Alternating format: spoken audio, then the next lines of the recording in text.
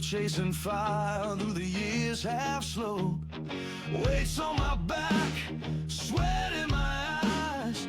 Old man's fight never says die. Old man on the mat, still standing tall.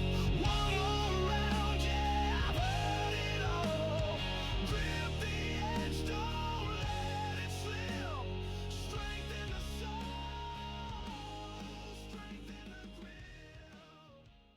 Hey, Old Man on the Mat crew, this is Tony Jones coming at you with another great episode of Old Man on the Mat. Man, this guest today, I'm excited because we talked a little bit beforehand. He's another, I like to say traditional jiu-jitsu guy out there, Japanese jiu-jitsu.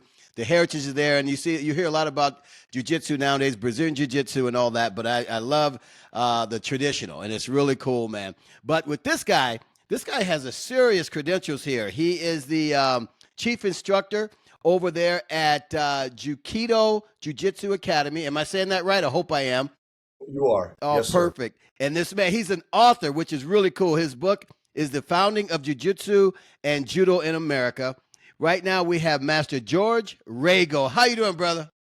I'm doing great, man. Thanks for having me on. I appreciate the invitation. Looking forward to a good chat. Hey, man, we're going to have a great chat, man. And I like reading everyone's stuff as I'm talking to them, and I'm looking more at your things, and I'm like, man, you're a 6th-degree black belt in Jukido. Am I saying that name right, Jukido? Yep. All right, perfect. Jukido Jiu-Jitsu, yeah. Jukido is the name of our traditional style of Jiu-Jitsu, yes. Oh, perfect. And you're a 3rd-degree black belt in Kokondo Karate? Correct. Kokondo Karate, yes, All sir. right, my friend. Man, this is good stuff, man. You've been out there doing some stuff, man. I love it, man. And yes, I have a little soft spot, like I said before, with the traditional Japanese jiu-jitsu. We get the Kodokan out there. We got Small Circle. We have all those ones that came up as traditional.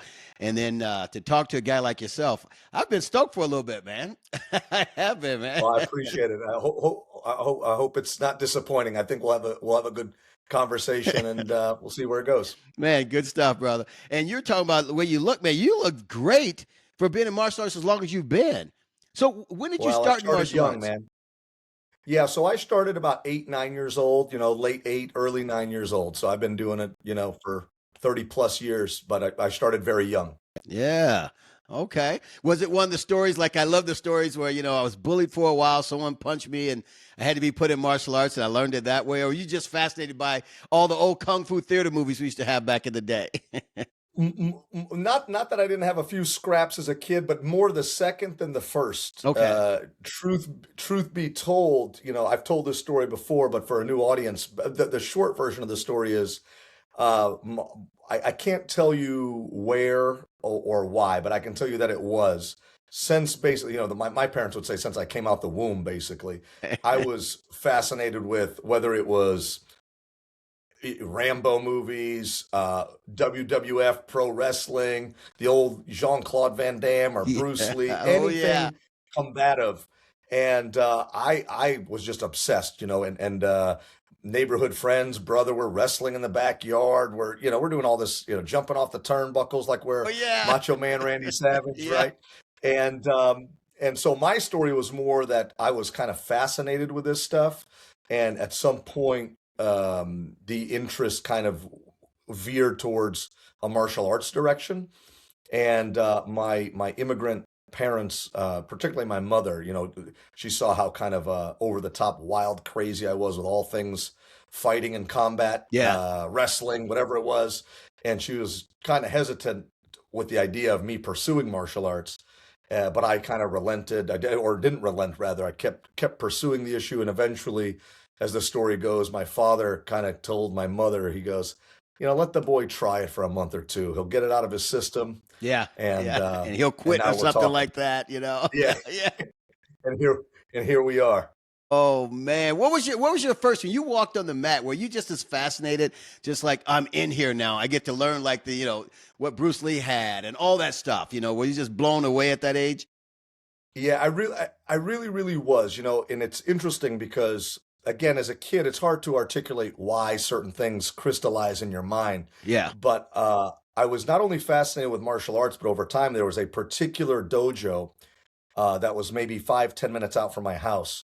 And we would drive by this dojo, and it was kind of an old beat up yellow building. It was not kind of a state of the art studio Yeah. by any means. Yeah. And but it was on the way to my godmother's house, and I kind of became obsessed with this particular place. As we drove by, I could see people throwing each other in through the windows and so Yeah. forth.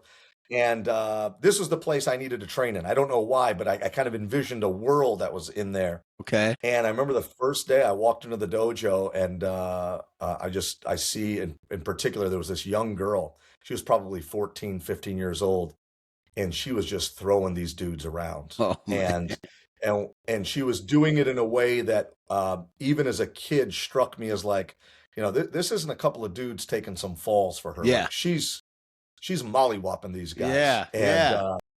And for me, I'm almost thought of it like this might as well be magic. Like, how is that even possible? Yeah. And now, as martial artists, it's more like learning the magician's tricks. But in the beginning, it was being mesmerized by the magic show, so Yeah. to speak. Yeah. And that's cool though, man. I tell you, when you first walk on a mat like that, I remember same here. I started when I was 8, and and stepping in that environment was just the smell, Yes. it was all the wood floors, but we had the some areas had like the hotel carpeting on the floor, Right. and these guys are getting Yeah. thrown on that. And I was just like yourself, excited to get in there, but I was just intimidated all to just, man, I was sitting there sweating bullets, man. But it was Yeah. unique, man. Yeah. There's a part of me that a big part of me that misses that. I don't want to say grimy, but there was a certain, it smelled like a dojo. Yeah. It wasn't Yeah. stank, but it was like work was happening in Work here. was, This I like uh, that. Work was happening there. Yeah, exactly, yeah, man. this was not a nail salon. This was not a studio. This was Uh-huh. a dojo, and yeah. So I wouldn't change it. Wouldn't take it back. No, man, not at all. Because I don't know about you. How are you seeing the way martial arts have changed? Because I know I'm gonna sound old by saying back in my day we were just bloody all the time, in which in essence we were. We come out of the dojo with like bruises, lips busted up, joints trying not to get ripped out. And now things have gotten softer. I think if you had to look at it now, it may have been just instructors getting out their frustration out of some of the students back in the day. Yeah. But now it's sort of watered down in my mind. I could be thinking about totally wrong. So what do you think about that? I think in some ways, yes. In many ways, yes. I think in other ways, there's definitely been progress. I think that, not to sound like a curmudgeon here, but I think that a lot of people that come into the dojo these days just are a little softer. Okay. I mean, Yeah. like physically softer. Yeah. Frankly, a little psychologically softer. Yeah. Everybody needs a safe space. You Yeah. gotta be, like, Yep. and again, that doesn't mean that certainly my experience was not that I grew up in the dojo as a kid, a teenager, into adulthood, and people were, over the top nasty or mean, but Yeah. there was a certain directness Yes. and not a sugarcoating. And I think we kind of have lost some of that. On the flip side,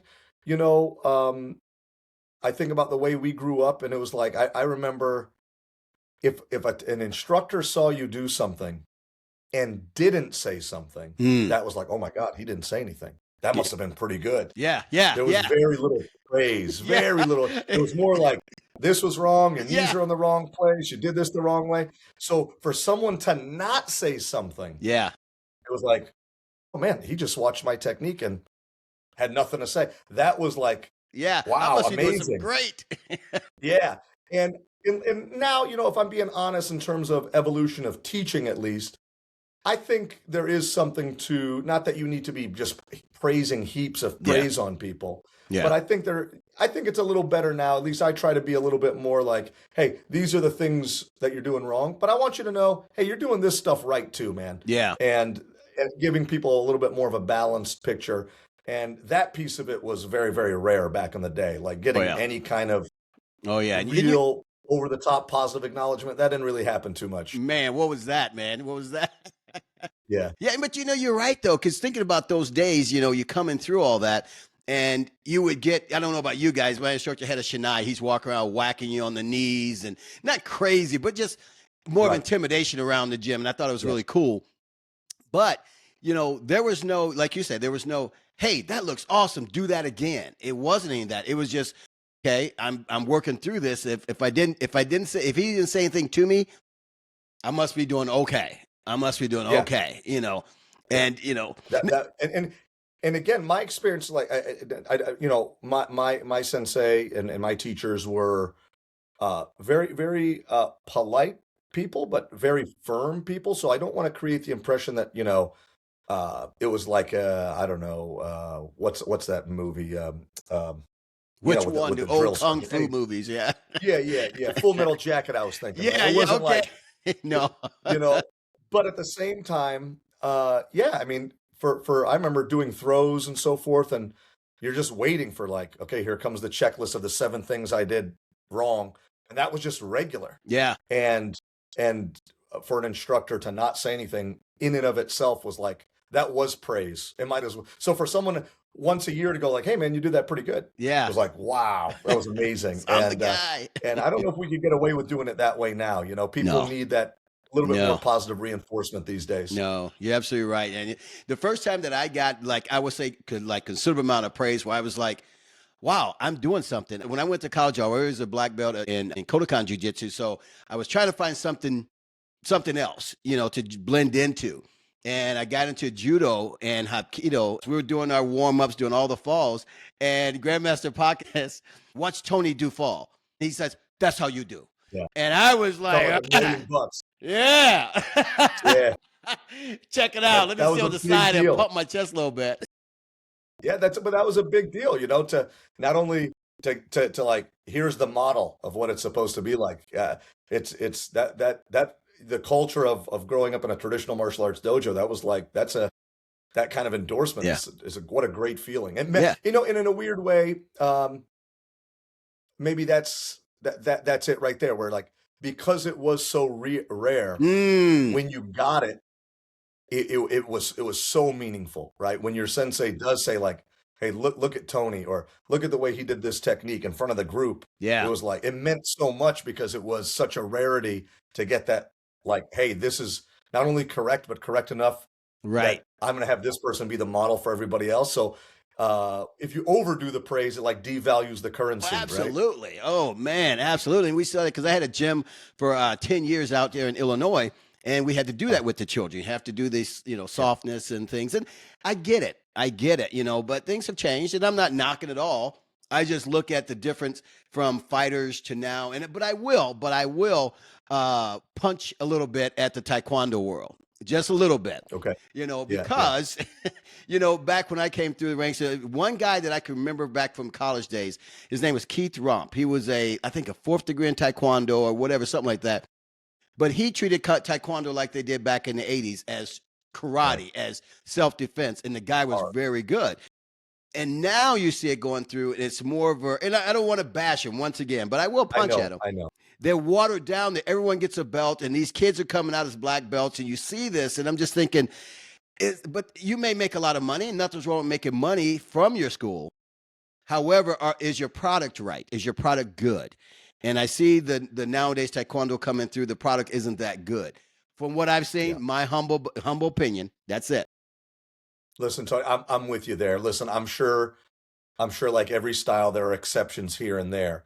But speaking very broadly, it's like we were just saying, if every 9-year-old is a black belt, it devalues the currency. If every 10-year-old who can't make their bed is a PhD, then what does it mean to have a PhD? It devalues the whole thing.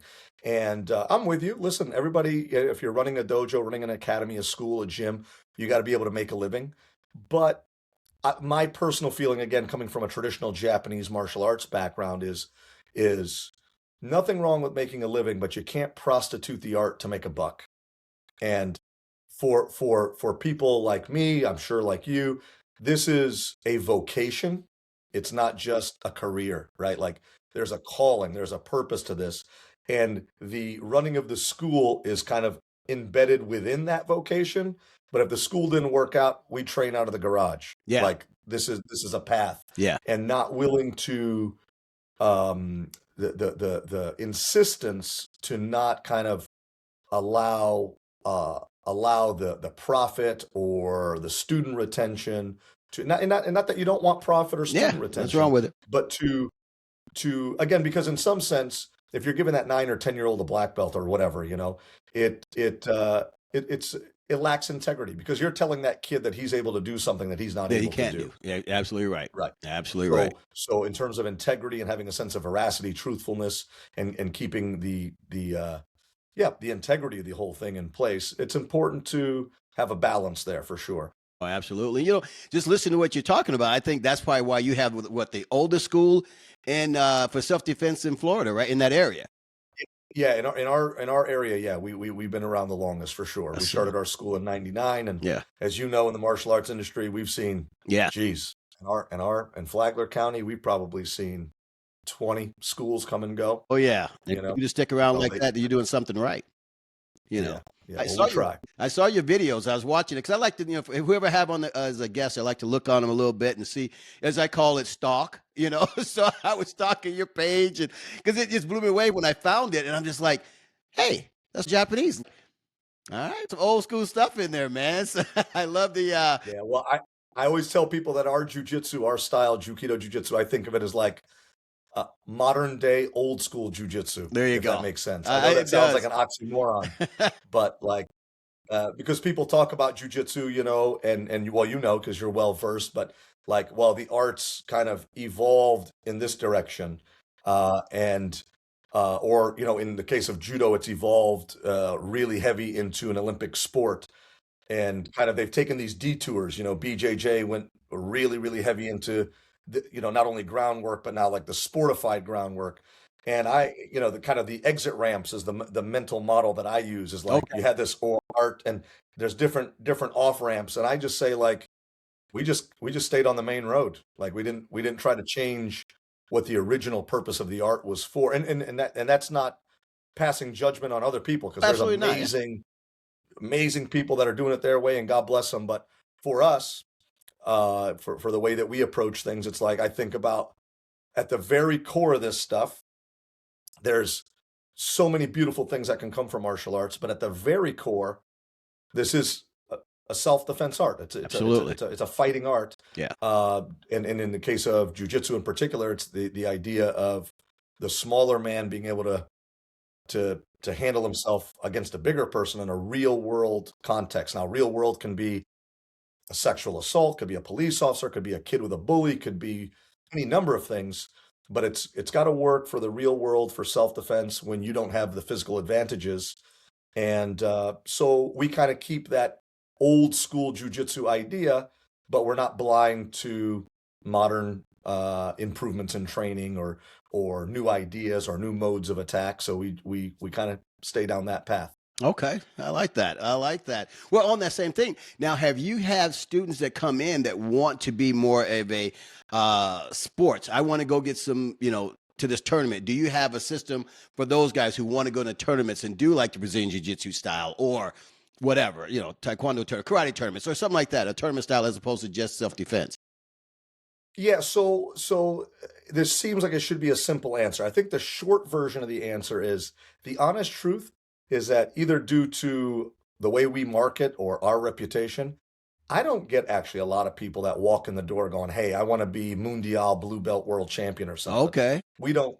That doesn't mean that in the 2.5 decades of running this place, I haven't had someone have that happen. But Yeah. I honestly think that the overwhelming majority of people that do have an initial interest in martial arts, it is self-defense oriented, and then they kind of like veer off and get like sucked into a cultural aspect or Yeah. a sport aspect. And I think Yeah. a lot of people do foundationally, even when they say things like, they're lacking confidence, it's like confidence in their ability to physically protect themselves. So we have very few people that walk in that are like really interested in sport. And truth be told, Tony, when that happens, if I have some young 18-year-old kid who's really interested in sport, usually what happens is we'll say, listen, give what we do a try for a week or two or a month.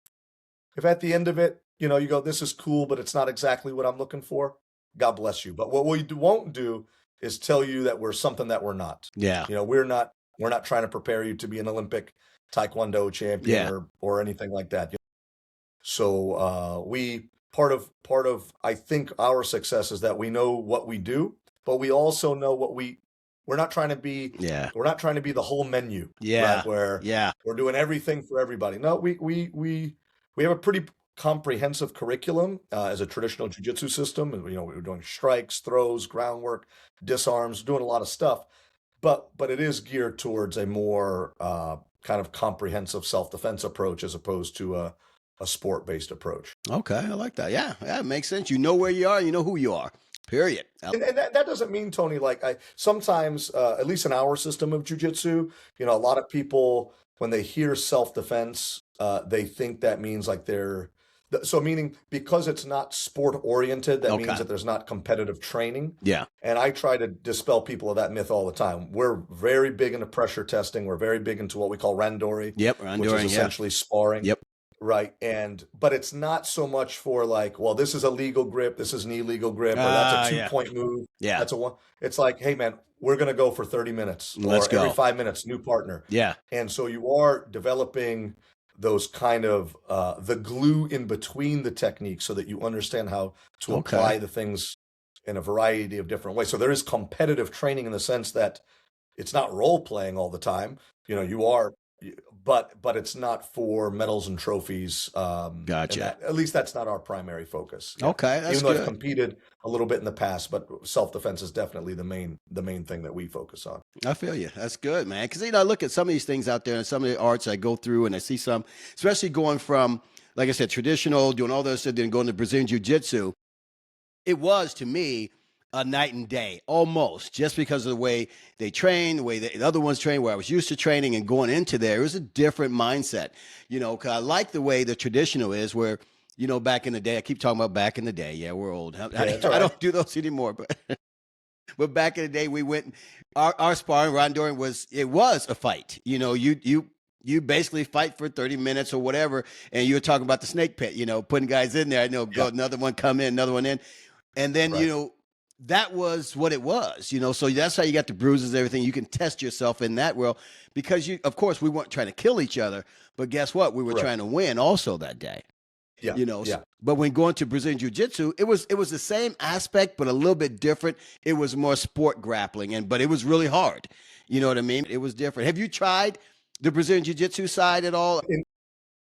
Yeah, so when I've competed, actually in 2015, I won the national championship in AAU Yeah. freestyle judo. Yeah. And the Nice. freestyle judo format allows, there's sambo guys, wrestlers, BJJ, as long as they can kind of follow the parameters of a judo, Yeah.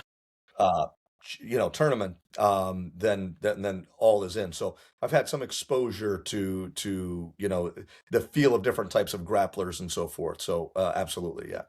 Now, do you get into weapons also, right? You do traditional weapons, or they more, We do some traditional weapons at higher levels. Not that it's like the primary focus or anything like that. But when I say weapons, it's more like street weapons in Okay. terms of like knife disarms, Yeah. gun disarms, always in the context of how should I say this? A very reality-based situation. So no fantasy, stuff where, listen, you're gonna get cut.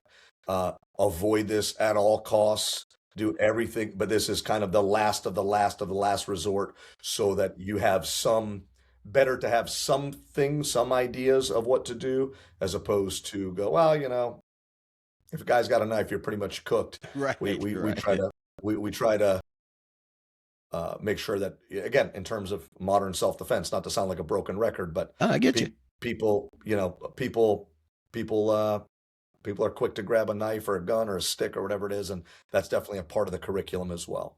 So in that sense, that's true in a lot of traditional jiu-jitsu systems, but also in Krav Maga and that kind of thing. Yeah. So where there's that kind of element of the curriculum where you're preparing for those possibilities as well. Yeah, that's pretty smart. I was thinking about when we were talking about just the, the sparring and everything. Because one thing, I don't know if you found this in your career, most of the students out there, which I guess this is a good thing too, but most of the students haven't been into a real fight, to know what Yeah. it feels like, and I think, once again, not to bash on Taekwondo, I think that's what they were missing. in Yeah. their art, where no one, like in Kodokan Jiu-Jitsu, there was fighting, there was sparring every Yeah. day. I mean, we didn't have the gloves. We didn't. Only thing we couldn't do was attack vital areas, throat, eyes, Right. growing, Right. things Right. like that. We weren't trying to bust your knee out, but we were fighting. We're Yes. punching to the face, no gloves. And I don't think a lot of people nowadays have felt that true uh, street fight kind of feel, Yes. you know, in Kind of. art. So they're missing something. You know what I mean? Yes. Am I asking that right? Or Yeah. maybe I'm off on the deep end here. No, no, I think you're right. I think a lot of folks are missing it. And I think that other folks that do spar, I think that what can happen with a lot of arts is a kind of a sparring that becomes like not just specialized, Tony, but almost hyper specialized, right? And so, and that's not a bash, that's not a critique in the negative sense, but from again a holistic perspective, a comprehensive perspective, right? It's like imagine, listen, and I love boxing, right? Oh But yeah. uh, boxing obviously is very, very big into sparring, right? But people say, well, that's how I get good at striking. And it's like, it's not really striking, it's punching, Right. right? There's Right. no elbows. There's no, so Right. like, you're not just getting good. You're not getting good at striking. You're getting good at this subset of striking, right? Right. Or, Right. right. So, or in modern BJJ, particularly, early, 1990s may have looked a little different, but today it's like, you just sit down and like slap, boom, Yeah. bump, and it's like you're missing a whole element of striking, of stand-up work, and even in the groundwork, like a judo groundwork tends to be very fast, Yeah. right? So it's like Extremely there's a certain fast. sense of Yeah. urgency Yeah. that I think is a little bit more translatable to, you take someone down and you need to get that choke or lock or whatever now. Yeah. Yeah. And when you got a 10-minute roll, you can slow cook a guy forever. Yeah. And again, that doesn't mean that's not a skillful thing. It's a super skillful Oh, thing. extremely But it skillful. is, Yeah. yeah, but it is a hyper specialization, right? Where it's like, okay, we're gonna go for 10 minutes, and I'm gonna cook this guy for 8. Yeah. Yeah. And so you become really specialized at this kind of niche thing. Where I think, like what you were talking about with kind of the traditional jujitsu system sparring, it's like it's a little rough and tumble, right? Like there's throwing, there's groundwork, you're up, you're down. Sometimes strikes are included to non-vital areas. And so you are kind of getting this kind of rough and tumble, um, but doing it in a way that allows everyone to go to school or work the next day. Right. But you get conditioned, Right. Yeah. you get conditioned to that. And I think that's a big part of it as well. It's not just the technique, it's actually just the physical conditioning Mm-hmm. of getting the bumps and the bruises and, you know, someone rolling over your body or you taking a hard fall and getting up and keep going. There's a benefit to that as well. Yeah. It's like making your body, like you said, conditioning, but making your body not be shocked when that happens on Yeah. the street. Anti-fragile. There you go. There you You're go. anti-fragile. There it is. There it is. Yeah. So when you get, because you will get taken down, you will get punched, you will get this. How are you going to respond to that? So, but if you've Right. never been punched in the face, man, that's a shocking experience. I'm not saying everybody go out That's and right. get punched in the face, but Sure, sure. But there is something to, my sensei, Shihan Orel, Paul Orel, he used to always, like you don't need to get a full concussion, but having a little whack, even open hand, something just to like stimulate that where, oh, whoa, I just got smacked upside the head. now Like what do I do? occasionally, yeah, Yeah. that's important. If someone can reach deep into my collar and grab my collar, that could have been a fist to my jaw. Yeah. So like, Yeah. every once in a while, just tap your partner on the forehead and go like, "Hey, Let them know you're there. yeah," Yeah. Yeah. That's good. kind of have that street filter. Oh, yeah, absolutely. Because if we don't train to put our hands up for blocks or reach for things, it's not going to happen on the street when it happens if you don't train that way. When you go out there and you get hit for the first time, it is shocking. If you Absolutely. haven't trained up to that and someone slaps you, someone punches you, something like that, you're going to freeze. And that's Yeah. not a good thing in the street. That's right. That's Man. right. But so now, what is the hardest part? And I like that just about a lot of instructors. What is the hardest part about running your dojo? Not the business side or anything, but getting through to the students. Have you, and on the second part of that, have you had a student that come in or students that come in that you just can't get to? You follow me? Yeah, I think I do. I think I do. I think the I don't know, the hardest part, maybe the thing is that we're in a very human industry, or as I said earlier, a vocation, Yeah. right? Where you're always teaching on two levels, right? For example, on the one level, you're teaching the class, the group, right? Let's say you got 20 people on the mat, 30 people on whatever it is. You're teaching the group. On the other hand, the group is not a bunch of cookie cutter individuals. Oh, absolutely. Right? Yeah. This one is a soccer mom. This guy's an 18-year-old guy who looks like he's chiseled out of stone. He's full of piss and vinegar. Yeah. That guy's 54 years old who just had a reconstruction of his knee or whatever. Yeah. And so you're trying to meet people where they are, right? And to teach a class and run a school where in the same room, everyone's getting something out of it, right? The really, really hardcore young guys are not feeling like bored to tears, like, Yes. oh my God, this is Yeah. so slow. Yeah. On the other hand, the little bit older person or the person going through some injuries or the person who's a little bit more skittish is not totally freaked out and totally afraid or getting injured.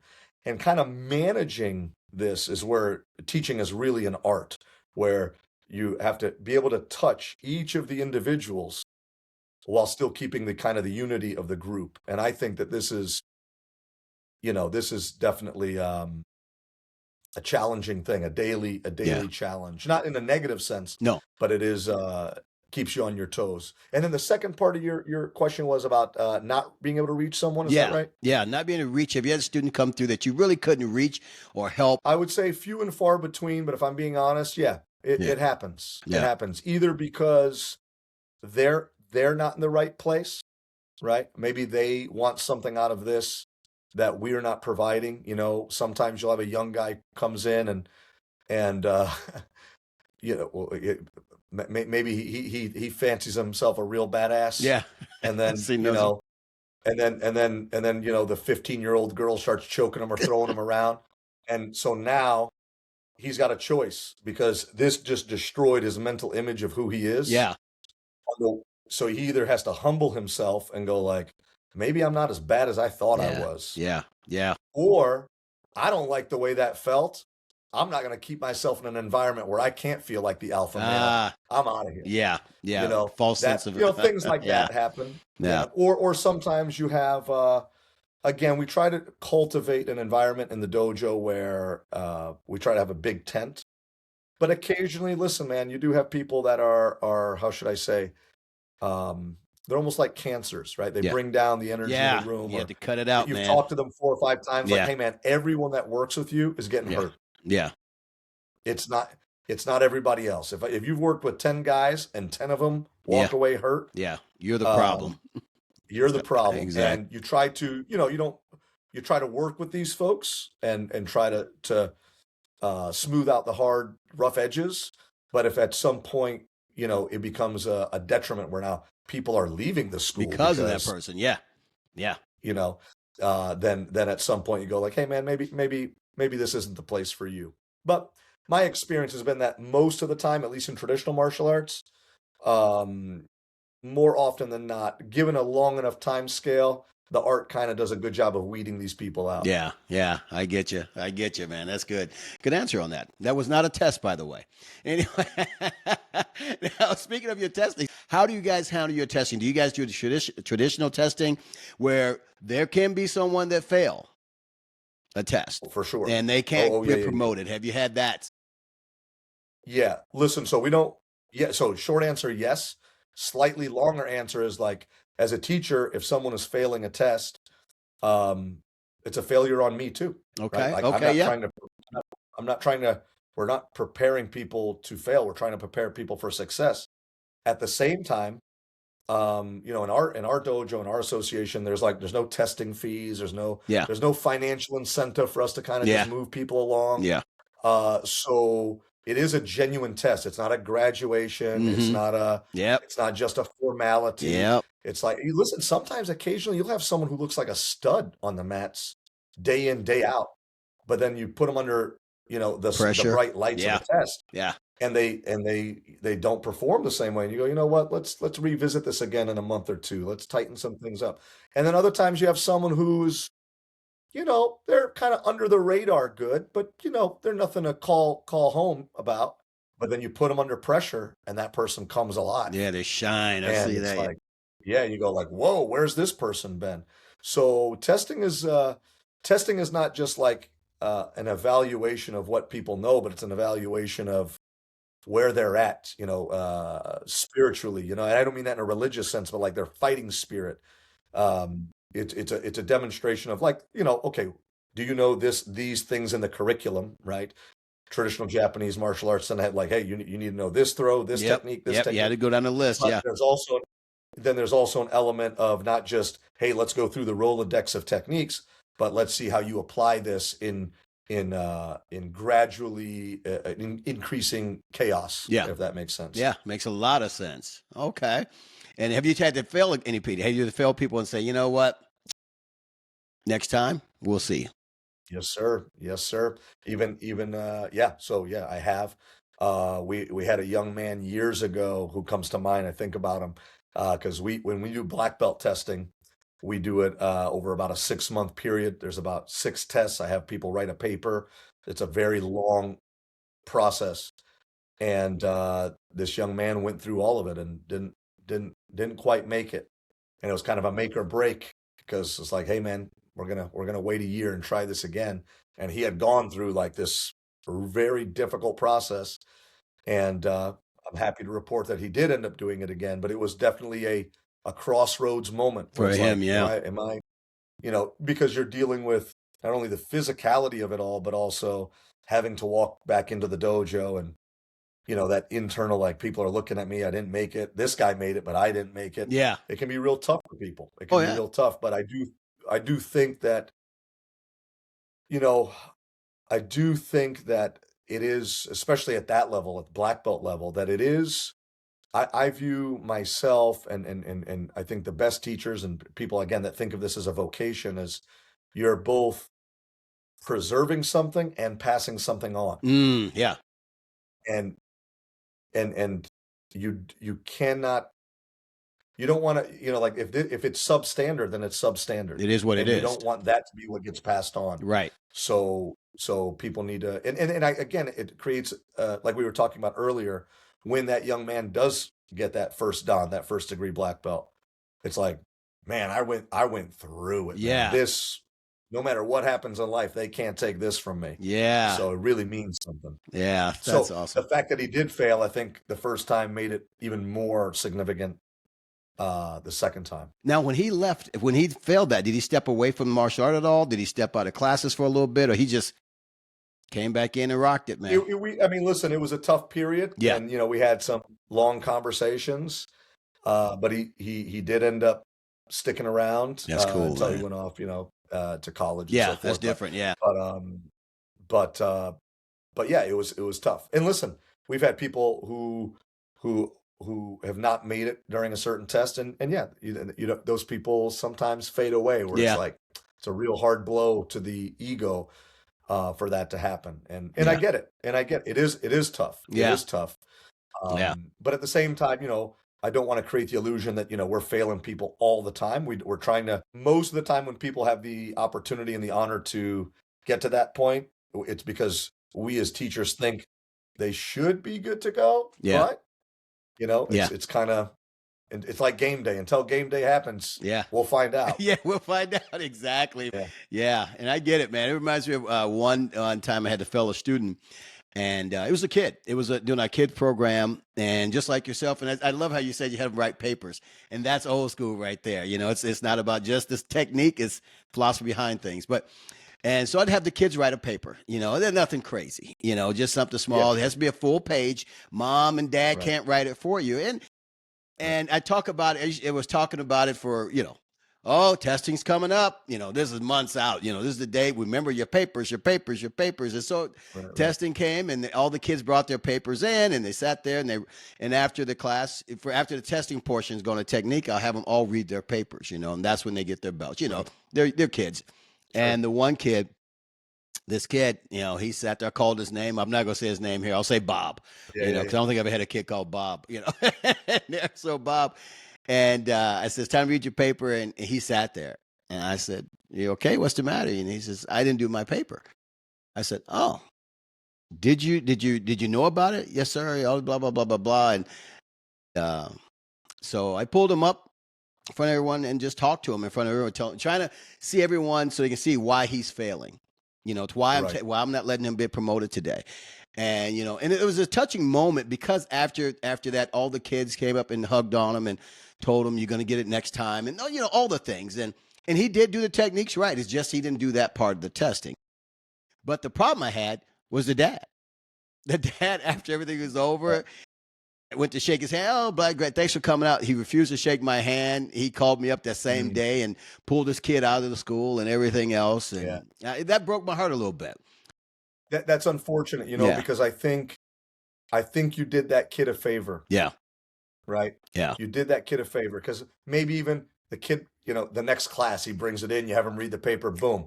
But it just makes him accountable, right? Exactly. And you're doing the dad a favor, Yeah. right? Because one day this kid goes off to work or there's a deadline. It's like, hey man, you knew this was coming and you kind of fell short. Not saying we're not going to give you your belt here for another year, but Yeah. like Yeah. what would that say to all the other students in the room who did the right thing, Exactly. right? Exactly. It undermines the culture of the school to then go, well, I know all you guys did the right thing. You get your belt, and the kid who just elected not to do it also gets Yeah. promoted. Right. He gets the same thing that you got. Exactly. So, It waters so I it think you down. did the kid a favor. Right. Yeah. It waters it down. And Yeah. even with a young kid, it's like, hey man, bring me the paper next time. Yeah. We'll do it next time or the next week, whenever Yeah. you deem appropriate. Yeah. And not saying you got to keep this kid back for forever, No. but it can't be right now. Exactly. Exactly. And You know? he cried a little bit, and I understood. And I talked. That's why I brought him up to talk to him and tell him it was okay and all the things. But I was just surprised by his dad. And I'm thinking, just like Yeah. you're saying, I'm thinking, you just hurt your kid right there. You just took a notch out of his accountability right there. And the kid he That's right. was 8 or 9. Yeah. But it was Yeah. just hear you say that. It's unique, man. People, but in different arts, no one fails. No one fails. Everybody gets promoted. Everyone paid their dues, and I think that's watered so much of the art down. I personally and again, I know people that do it differently, so I'm not. This Yeah. is not me sitting on a high horse. Oh, absolutely. I Yeah, promise. absolutely. But for us, like I just followed this. My teacher, whenever we did testing, he never had any kind of financial component to testing. There was none of that was not a thing with him. And we've always kind of kept that tradition That's cool. because again, there's a certain, we got to pay the dojo dues and your monthly tuition and all that. But like you're not getting a belt because you paid a fee, man. Yeah. Like, Yeah. nope. Yeah. There's no like, well, we're a little shy on the rent this month. And, So here's some testing fees. yeah, we'll do so. If Bobby, Billy, and Susie get promoted, that'll take us over the edge. Like, there's a certain purity to like, no, man. As a teacher, when I award you X belt, like you have earned it. You didn't purchase it. You didn't. It wasn't. You've been here long enough. You attended enough classes. It's really got to mean something. And yeah. So I think that's important because it's kind of of course, the belts are symbolic. Of Oh yeah, course, absolutely. ultimately. Yeah. But that's their power. Symbols have power. Oh, absolutely. When, Yeah. when a teacher, a sensei, a professor, whoever hands you a black belt, yeah, it's just a black piece of cloth, but it's not just a black piece of cloth, man. It has symbolic value. It's blood, sweat, And tears. you don't want to deteriorate the symbol. Absolutely, man. And I don't know about you guys coming to rank. Did you guys? And I know this is off topic, but it's kind of funny how some of the black belts back in the day, and it was funny. Everybody wants that worn belt look. So Yeah. I remember some of the guys taking they'll tie their belts to the back of the car, driving around so it'll look worn out. That's hilarious. Oh my That's gosh, man. hilarious. It was a That's funny hilarious. stuff. They wash the belts, and I don't know about you guys. I don't know if you ever wash your belt. We've never washed a belt. Yeah, I'll be honest. I don't tell my students are certainly welcome to wash their belts. I'll be honest. I haven't washed my belt, and that was just a thing growing up. He was like, Yeah. you don't wash the belt. Yeah, yeah. And yeah, Well, the belt yeah, don't get that and dirty. yeah. No, well, it's funny because you talk about the frayed old black belt. One of the questions I get all the time with mine is, and I promise I didn't drag mine on the back of the truck, but it's like, hey man, that black belt's looking pretty old and raggedy. Like, why don't you get a new black belt? And for me, there's always been like a certain, there's a certain beauty to that frayed Oh, black it belt, is, man. That's why everybody you wants it know? frayed, man. They want it beat Yeah, up, yeah. man. But it is funny to get a black belt and 3 months later it's frayed like you're an old Japanese master. Like, hey man, what the hell are you doing? Oh man, it was the funniest things, man. You see some of all that stuff, man. Well, I'm like yourself, Yeah. the knotted up and the beat up belt, it means something. It's that experience or that the knowledge that's in Yeah. there. And I used to joke with some of my students. They'd be like, I have my belt sitting on the side doing whatever, and I'd have my belt off, and they'd grab it. Can I put your belt off? I'm like, no, no, no. There's too much power in there. That's right. That's right. That's funny. And they'd be like, That's funny. ooh. Yeah. I think of it like this, and again, I don't mean this in a like whatever people's beliefs are, they are, Yeah. but just as a way of example, right? Yeah. It's like think about someone who has I don't know, a pristine Bible or something, right? Yeah. Okay. Yeah. It's pristine. Yeah. It's pristine. Yeah. Hey, that's great. But then you see some other guy's Bible and there's notes in it, Beat highlights, up and the everything. spine is Yeah. pristine. And you go, who's been using theirs more, man? Yeah. Yeah. Right? So it's something like that. It's the story that the actual object is telling you. Yeah. Like Yeah. that dude's been on the mat for a minute. Yes. That's true, man. That's true. And it's funny you mentioned about the Bible. It's funny. My girlfriend, she when we first started dating, she came over to the house. And once again, I'm not trying to brag 'cause I'm not the most spiritual guy out there. I started to be a Yeah. minister years ago, but God said, no, man, Tony, with your background, I'll let you in heaven, but you can't lead nobody. I said, all right. But anyway, No, that's funny. so she comes over and she sees my Bible there. My Bible was one of those worn out and everything else. And she didn't tell me about that. Whatever. But it was months later that she told me, she says, I think I fell in love with you the day I saw your Bible. And I'm like, what? She's like, your Bible was worn out. It was stuff in there. You were taking notes and the pages were Right. kind of ripped and all this other stuff. And I'm like, that's all I had to take out to the bars with me was my Bible? That's funny. That's funny. Yeah. But I think there's something to that, Yeah. man. I think there's something to that. Yeah. Because it whether it's the belt or the Bible, it shows a certain, and even for like older martial artists, older than us perhaps, but like how should I say this? I don't want to create like a romanticism around it, but like you see the old guy on the mat that's a little grizzled and maybe he Yeah. walks a little funny, his hip doesn't work Injuries right, but he's and- still on the mat, man. Yeah. He's You still know, out like- there doing it. Yeah. He's still out there. Maybe he's not doing hard randori or rolling with the 25-year-old stud, but he's still. We'll see if that 25-year-old's still on the mat in 50 years. Exactly. You know? You're absolutely right. But Oh, this there's romanticize. That's okay. That's pretty cool That's though, right. man. You put those Yeah, guys on a yeah. pedestal almost. You know what I mean? Because Yes. he's been through some stuff. That's right. That's right. For that guy to be on the mat still with that belt looking the way it looks, you know what I mean? Like, Man. And I love the ones when if you go with them a little bit and they say, you hear the, I can't move that. Hey, I can't move my leg this way, but I'm gonna take you this way. That's a war injury right there, man. that's right. That's right. Yeah. Good stuff, man. So how long have you had your dojo out there that was yours? I know you said 30 years you've been in the arts, but when did you No, get yours? so yeah, 30 plus. So I 26 years. Oh man. 26. Oh Yeah. man. I started teaching in my late teens. Wow. And obviously not the teacher that whatever capability I have now as a teacher. I'm much better now than I was Well, then. But yeah, I yeah. started teaching pretty young. Obviously, under my teacher, and then developing as time went on.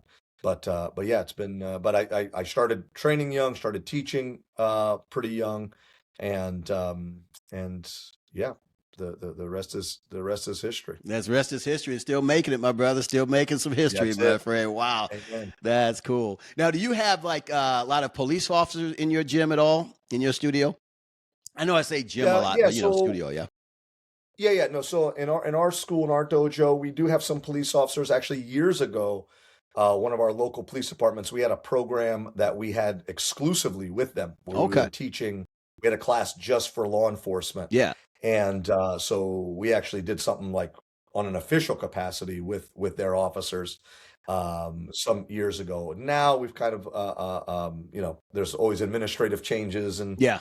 departments and Yep. stuff You like got to go that. through the rigmarole and get But in we there. we definitely have folks with we got military folks, we've got police officers, yeah, we got plenty of those folks as well. Yeah. Yeah, that's Yeah. good. I think they need to train more of all those things. This is something I've been on actually when we did our presentation to that police department years ago.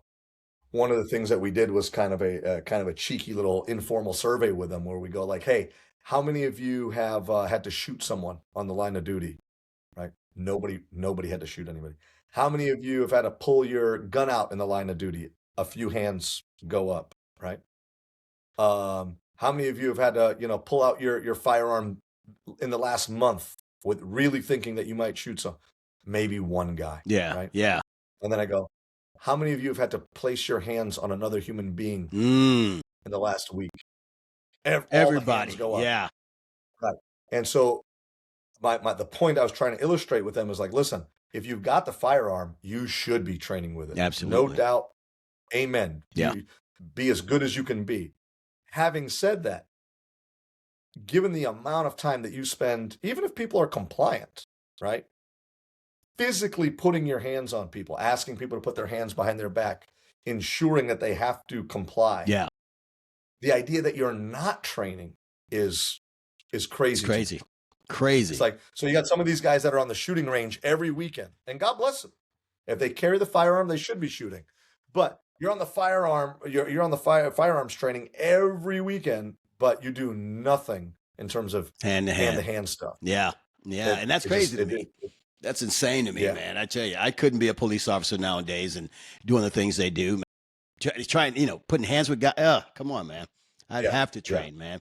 But they need a lot, because I know at the place out in Illinois where I was doing Brazilian Jiu-Jitsu, they have a ton of police officers in there, which I thought was amazing. That's good. That's what they needed. That's good. But it was a few weeks ago. I was because the thing is, Tony. I'm sorry. No. Go ahead, brother. Go ahead. I just the thought that occurred to me is just, I tell people all the time, and I'm sure you've had this thought before, and from training, but the thing that people sometimes miss is that the less physically capable you are of handling people, the more violent you need to be to stop them. You know what I mean? Yes. Like if I'm just an average Joe and this guy is an NFL linebacker, and I am not a physical match for this guy, and I got to get him in, like, I'm going to pull out that taser. You going to the belt. Yeah, I got to get a tool, a weapon. It's going to immediately escalate, because what other option do I have? I have to get more violent. Exactly. But if I'm really physically capable and confident in my capabilities, not arrogant, not thinking you're invincible, but like, hey man, I'm training all the time. I've handled some big guys. I understand how to manipulate joints. And I'm physically capable, then it actually means I can be less violent with people. Exactly. That makes a lot of sense, man. I mean, if I'm 5'2" and this guy's an NFL linebacker, I don't train. I weigh 110 you have pounds. to go to the tool belt, man. You got to go to it. It's like, I got to pull that firearm out. I don't know if the billy club's going to get it done. Exactly. And you see that in some of these videos out there. And those are few and far between. But you see some of these things that are trying to take the guy down. The guy's still coming at you. What do you do? Right. The taser's going to work for so long. The billy club's going to work for so long. What do you do after that? You have to go lethal. Yeah. And then sometimes it's not warranted. Yeah. And so it creates, it's better for everybody. It's better for the department. It's better for the officer. It's better for the suspect. The more physically capable you are. I heard, Jocko Willink, the old Navy SEAL. Jocko had an idea. I heard him talk about it years ago. And I was like, whether it takes this form or not, I like the idea that like one shift a week should be training. Yeah. Yeah. Yeah. Make it one shift a month, man. Yeah. But make it something that is regular, or at least semi-regular, whether it's working on verbal de-escalation, hands-on skills. But like these guys, given how often they're dealing with some of the worst of the worst sometimes. Man. It's like, and what they're asked to do with, and everybody's got one of these ready to record them do something wrong. Exactly. And it's like, man, the more physically capable you are, I mean, train the tools, but the number one tool is exactly. Exactly. The only tool that doesn't leave you is you. Yeah, that's So right, man. That's right, yeah, man. I love you the way you can't. think, You could man. drop your taser, you could drop your gun, you could drop your handcuffs, but if it's just Just you you. got to be able to handle business. You need to be able to, because I always put, when I'm out there living my life, I'm always thinking I'm not the baddest guy around. I want to be able to defend Right. myself, so I do it verbally first. You know, my girl always asks me, we go into places and I'm talking to everybody.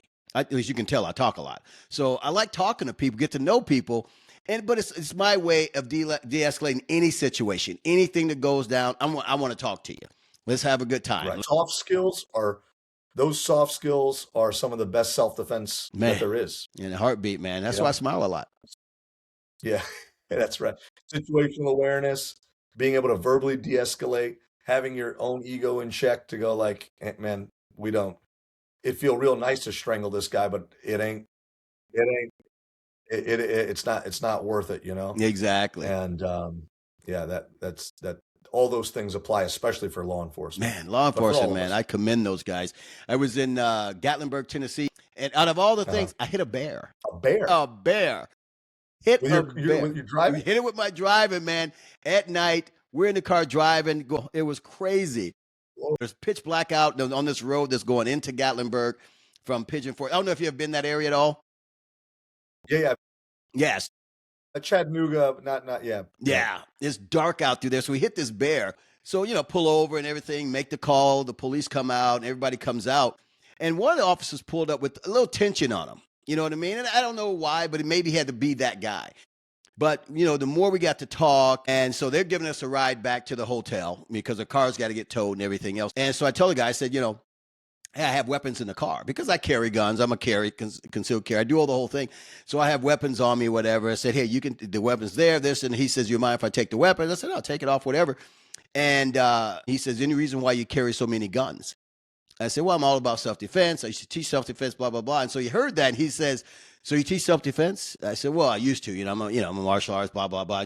He says, are you one of those subtle guys that could probably kill us both out here on the street? I said, No. Wink, wink. Right, exactly. I'm like, no, man, no, I'm not that guy. And so right away, it brought him down. We're laughing. And the guys start telling me, yeah, I took some grappling. And other guys like, I took some boxing. And in my head, I'm thinking, you need to take more of those. You know what I mean? You need to be in there and train. And I said to the guy, I said, do you train a lot? He said, I get to the gym every now, hit the bag. And I'm like, okay. Man, you got to modify that story, Tony, and go, yeah, man, I was in Tennessee and I just took out a bear. And just leave it at that. Just take no guns, no car, Just yeah. Let me change that. Yeah. Thank God you're okay. I've been to Gatlinburg for maybe 20 years, 15, 20 years every summer. Go out there with the kids. Used to love all that. So we've been going quite a bit because we're out here in Kentucky. We're closer to it now these last 3 months. Right. And man, one time just chilling, let's go over here. Hit a bear, man. It was crazy, man. Killed the bear, tore the car up. Everybody was fine, but the bear didn't make it. Everyone telling the story. They're like, did you get the bear meat? I'm like, what? Yeah. What are you talking about, man?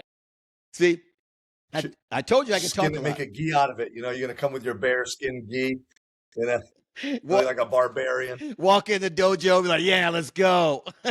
Yeah, let's go. That's funny. Oh, man. See, I told you I could talk your ear off, man. I'll go into all these wild things that's happened in my life. But anyway, let's get back to you, my brother. Now, when did you decide to write your book, man? What made you decide to do that? So I wrote the book. It was published in February of 2022. And so about 10 months before that. So what's the best way to put it? I've always enjoyed writing. I'm a real big nerd, history nerd, martial arts history in particular. And I've always enjoyed writing. In our association, I've written a lot of articles. I just love the reading and writing and the history and learning about different personalities and key figures in the art and so forth. And I've always had in the back of my mind the idea of writing a book. Okay. But it's just like, Tony, it's such a big, where do you begin? Yeah. Right. Yeah. So it's kind of this thing that's in the back of my mind. Long story short, I see a YouTube video of this guy who I don't know this guy from Adam. I just happen to come across this YouTube video. And he does a video about the history of Jiu-Jitsu, Judo, and Aikido in the UK. Okay. And it's like this 20-minute video.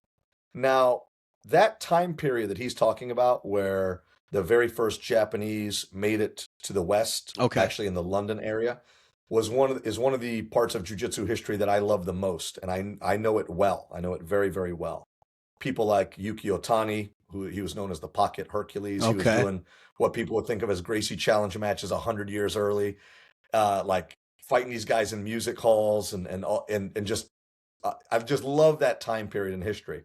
So when I saw this video, I saw it was 20 minutes. And if I'm being honest, I kind of had my critical eye on it, like, let's see what this is Yeah. about. Yeah. But I got to be honest, for 20 minutes, it was like a little documentary. I go, this guy killed it. Oh, This really? guy nailed it. Okay. I was like, man, this guy, the amount of stuff he packed in for 20 minutes was amazing. So I just shot him a note and said, like, hey, man, not for nothing, I really, really enjoyed your video. And I told him, hey, maybe you should consider doing one for the US. And I threw out a couple of key figures and a couple of key names, like, hey, maybe something you might like to do.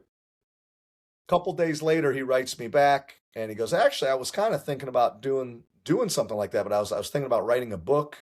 Maybe you can help me with some research, blah, blah, blah, blah, blah. And then we start exchanging emails. And then within like 7 or 8 emails, he's like, hey, man, maybe you should write the book. Okay. You like really know this Yeah. stuff. And he goes, I can help you. Yeah. And he had written something about the UK, a couple of books about UK Yeah. martial arts history. And so I kind of always had this idea, but then just the US was just enough of like narrowing it down enough where I go, yeah, let me write about how the art kind of began in the US, how it was transplanted from Japan to the US. And the story for nerds is pretty well known in the UK. These days, a lot of people know the simplified version of how it was introduced to Brazil. Yeah. Yeah. And I said, let me tackle the US. And so I did. And once I started writing, it was like late nights and it was like, once I had a mission, it was just that's kind of the way I operate. Once I start something, I just full steam ahead. So that's cool, man. It took me about 6-7 months to write it and then went from there. Oh, man. And it was the number one bestseller on Amazon, wasn't it, for a while there? Yeah, so when it first got published under the martial arts category and like sports history, it was number one there for a good while. And now we're almost 4 years later, and it's still like sometimes in the top 50, top 70. Still there. So yeah, this is let's see that. This is it right here. Oh man, the founder of Jiu-Jitsu and Judo in America. That's pretty cool, man. Yeah. Oh yeah. man. So we kind of track where I don't want to get super nerdy here and lose people, but how a former he was out of office President Grant in a post-presidency he did a post-presidency trip to Japan, and he saw a jiu-jitsu demonstration that had Jigoro Kano, who was the founder of judo, and he was one of the he hasn't founded the Kodokan yet. He was still a young jiu-jitsu guy. So Kano did a demo for President Grant. And that was kind of like the first documented that I was able to find documented connection between an American and jiu-jitsu. And it ended up being a president and this giant in judo and jiu-jitsu history, Jigoro Kano. And then I kind of track it how Teddy Roosevelt, President Roosevelt, our 26th president, actually turned the recreation room of the White House into a dojo. Yeah. And had Yamashita from Japan, who was known as one of the 4 guardians of the Kodokan. He was his teacher in the White House and was able to go to the Roosevelt Presidential Library and get some of the letters that Teddy Roosevelt wrote to his sensei and writing to his son Kermit about getting choked out. Oh man. In the White House. So it's pretty cool stuff. Oh man. Listen to that. Have you thought about doing a more of a podcast kind of thing, or just storytelling, all right? Talking about some of this stuff, man. I got lots of thoughts, Tony, that come and go. I'm not opposed to something like that. It's just, it makes me wonder sometimes. Like the book, for example, when it did so well initially, I got to be honest, it did better in that first month than I thought it would do in a lifetime, just because. To my mind, it's a pretty niche thing, right? So it's like, well, a lot of people just don't even read anymore. Yeah. So there's that. Yeah. So you got to be a reader. You got to like martial arts. You got to like martial arts history. You got to like martial arts history as it pertains to judo and jiu-jitsu Yeah. and in the US. Yeah. So very I tight. thought like this is a pretty niche thing. Yeah. But it's done really, really, really well. Oh, man. And I'm pretty happy with it. So with the podcast question, I go, you know, how many people are as nerdy about this stuff as I am? You'll be But then surprised, man. the more I talk about it, you go, actually, there's quite a few people that are pretty nerdy about it. I'll tell you, man, you'll be surprised, man, how many people are really, and I think that's because of the martial arts as a whole is coming. And I would, you know, we had to give some kudos to Brazilian Jiu-Jitsu, who makes martial arts so famous now. You know what I mean? Yes. Everyone's looking at it. So that could be that audience you're looking for, man, because no one knows the true, no one, but a lot of people don't know the true history of Jiu-Jitsu. You know, they just think, Yes. oh, Brazilian Jiu-Jitsu, it's here. You know, it's like, no, it came from a lot of places. And how should I say? I'm trying to say this in a diplomatic way. Okay. Even people who know the history, they often know kind of like a very like neat, linear. This guy taught this guy taught this guy. Yeah, they don't And understand if the you do branches even or the a roads little you were bit of- saying. That's right. Yeah. If you do even a little bit of digging, you go like, none of it's that clean, never that clean. Yeah. And to me, I go like, but that's where the interesting stuff Yeah. is. Yeah. Right? Where it's like, no, this guy interacted with this guy who interacted with that guy. Yeah. And actually, there was a couple dudes in Brazil already teaching before Maeda. Oh, yes. Yeah. Yeah. And so, like Maeda, who went to Brazil, that everybody knows, right? Like he was in the US having challenge fights, and then he went to Cuba, he was in Portugal, he was in Spain, and then eventually made it to Brazil. So like there's this they interact, like the history with the UK and Brazil and US, where some of these key figures were like kind of all over the place, and all were characters in this scene, and to see how those stories kind of like intersect is really, really, really interesting. That is I love that kind of stuff, man. And again, a lot of people like Tony, like I think about it, that listen, this guy's got a mortgage and he's an accountant and he's got a day job. Yeah. And he sees this guy's picture on the wall and they say, well, this guy taught this guy. Yeah. And there you go. That's the history. Yeah. Yeah. And it's like, it's so much more interesting. And again, like even the idea of like these proto MMA fights happening in 1899, 1901 in London, super documented. This is not lore. This is not myth. The newspaper articles, if you can find the archives, they're out there. They're not hard to find. Yeah. But it just goes, you just got to be nerdy enough to go look. do the research. Yeah. And so even like the idea of like, again, the idea of like the old Gracie challenges. Yeah. Right. Yeah. Where you go like, you see that happening a good, half a century before all that. All that. Yeah. Like common, like this guy I'm talking about, Yuki Otani, who was in the UK. This guy was doing challenge matches every night in the UK music halls. Man, just calling people out. And yeah, basically he would just do a jiu-jitsu / judo demo. Yeah. Right? In that time, those terms were very interchangeable. And he had all kinds of different stipulations where it'd be like, okay, all I ask is that you wear a gi top, basically. Yeah. And if you can stay on your feet for 5 minutes, you get X amount of money. Yeah. Yeah. If you cannot get submitted, you get this amount of money. Yeah. If you submit me, you get. And it was just like, and of course he'd do it to one guy, and then some other tough guy in the back. I want to. And this guy's just racking it up, and was doing this for years. Some people say he had 1,000, matches like this, and then eventually, like these English wrestlers would want to wrestle, and again, then this happened in the U.S. Right? This happened at Princeton. This happened at Columbia University. Like this whole thing was going on, and some of the people that made it to Brazil were already doing the Gracie challenge before a Gracie. Yeah. Yeah. But then they put their name on it, and it was like, oh, look what these, and again, they benefited from like, video recording. Yeah, becoming exactly. And so different documentation. Again, that's not to discount what they did. Oh, absolutely not. Yeah. But it's just like, it wasn't a totally original idea to go like, hey man, this guy likes to punch and kick. We're going to close the distance. We're going to take this guy down. Yeah. And and we're gonna sell our art doing this. Yeah. Yeah. Oh man. See, you talk about nerdy stuff, man. I'm just listening to this and fascinated, you know, and I mean, 'cause we're martial arts, but it's more guys like you than you think there's out there, man. You need to throw that Yeah, out yeah. there. You draw them to you, brother. I'm telling you, I man. appreciate it. You should do a tester. Just do a tester, you know, a Yeah, podcast. Nerd martial arts. Come see what you see, you know. that's it. Yeah, Oh man. appreciate it. Oh man, brother. I'm telling you, man, I have an eye, as I tell you, I have an eye for talent. I really do. That's my claim to fame, man. I really do. I have an eye for talent. Yeah. At least I just came up with Well, that just now. Oh, brother, this has been exciting, man. This has been a lot of fun, brother. I really appreciate you, man. Appreciate you taking the time to I do appreciate this. it.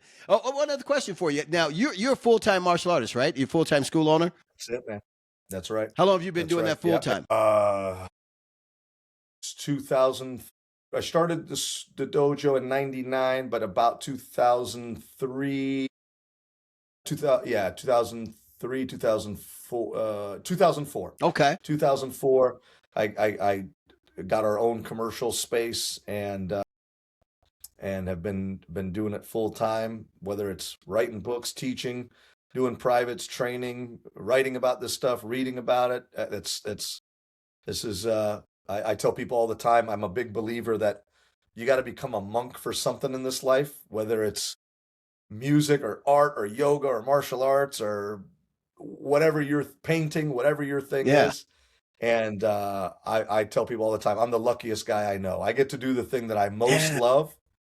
And somehow, some way, it's worked out where I can provide a good living for my family, teach people that I love, do the thing I love most, make a positive contribution to the community and to the art as a whole, I hope. And so I'm super lucky. So yeah, I'm a martial artist Yeah. full time. That's a blessing, man. I love it, my friend. I love it, brother. Well, man, I tell you, thank you for taking this time with us today, man. I really do. Your history knowledge, I don't know, but I got excited. I got goosebumps listening to it, brother. And I'm telling you, I would hope you'll put some more stuff out, man. I really do. Well, I appreciate it. I People really can do. pick up the book, man. We have a Facebook page dedicated to not only our dojo and our social. You saw probably our dojo social Yep, your media, social media there. which we're pretty active on Facebook, YouTube, Instagram. But on Facebook, we actually have a Facebook page dedicated just to, well, the auspices of it being for the book, but it's actually it's become a jiu-jitsu history page. Oh man. So if they Awesome. search the title of the book, "Founding of Jiu-Jitsu and Judo in America" on Facebook, they'll see. If they're interested in history, that's kind of maybe that'll be the launch pad for an eventual podcast. We'll like see. it, my friend. I like it. So is that how everyone who's interested in what you do finds you on those pages, right? Those are how they find you? Yeah, if they search Jukido Academy on social media, JUKIDO, or on Instagram, Jukido Jiu-Jitsu. And then if they search the book, Founding of Jiu-Jitsu and Judo in America, they'll find me. Or if they just search my name, we're pretty easy to find if you're looking for us. All right, brother. All right, my friend. Well, brother, thanks a lot for doing this for us, guys. Guys, that has been Chief Instructor George Rego out there at Jukido Jiu-Jitsu Academy out in Florida. But with that, my friend, I appreciate you so much more than you know, man. Thanks for taking the time coming out talking with us. Thank you. The honor's mine. Thank you. All right, we'll talk soon, my friend.